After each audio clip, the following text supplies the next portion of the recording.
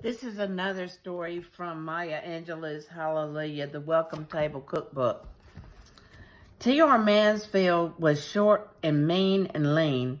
He was mostly bones with no spare meat anywhere on his body. His lemon-colored skin was pockmarked as a result of childhood chicken pox. He was literate, but just barely. I was 19 years old and crazy for him. When I was not occupied fulfilling my duties as a short-order cook and selling jazz music in a record store, I thought of nothing but T.R. Maybe it was his way of walking that captured and held me. He moved as if his chest and upper torso had no connection with the rest of his body and was pleased at that arrangement, which meant that his hips swung with a giant promise of better things to come. Or maybe it was his silence that intrigued me. I had lived with or around my mother and brother who talked all the time. They could, at no notice at all, hold conversations on the Soviet Union, the Supreme Court, race relations, or whether salmon croquettes could adequately compete with fried pork chops.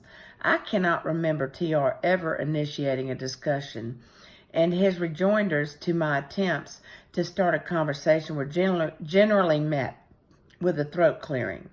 Ahem, great, or ahem, yeah, or ahem, no.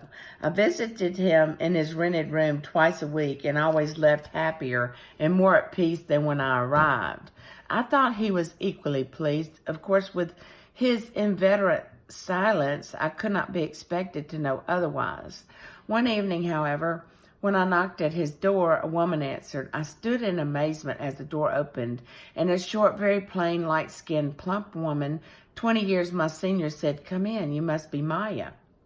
I walked into the room and remained silent. The woman continued, "We must have gotten our days mixed up. You usually come on Tuesdays and Fridays. I come on Mondays, Wednesdays, and Saturdays. What's today?" She looked at her watch. She went, "Ooh, I'm running late. T.R. is in the bathroom." "Well, we probably won't see each other again. Bye-bye."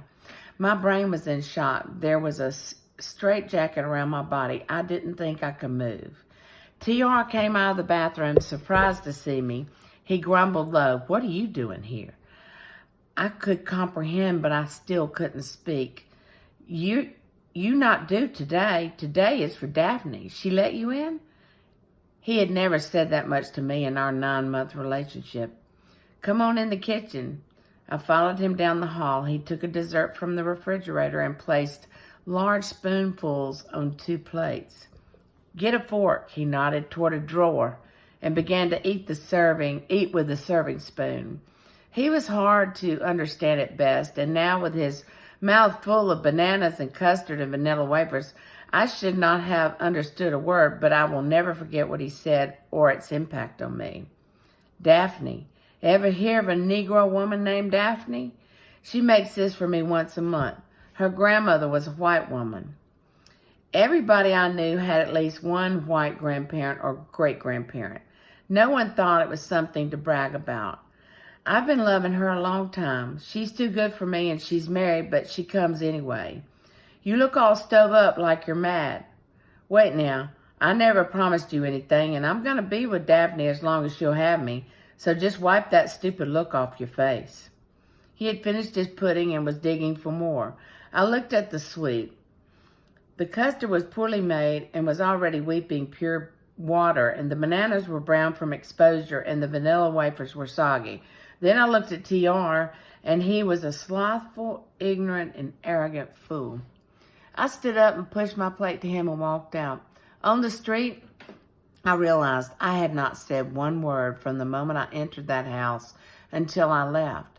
I stopped at the supermarket on the way home. In my kitchen, I began to make my own banana pudding. When it was finished and properly chilled, my son and I sat down and ate it. Poor T.R., he never had and now never would have a chance to taste a truly great banana pudding. I ate his portion that night, and with each morsel, I knew I would never see him again. Right on, Maya.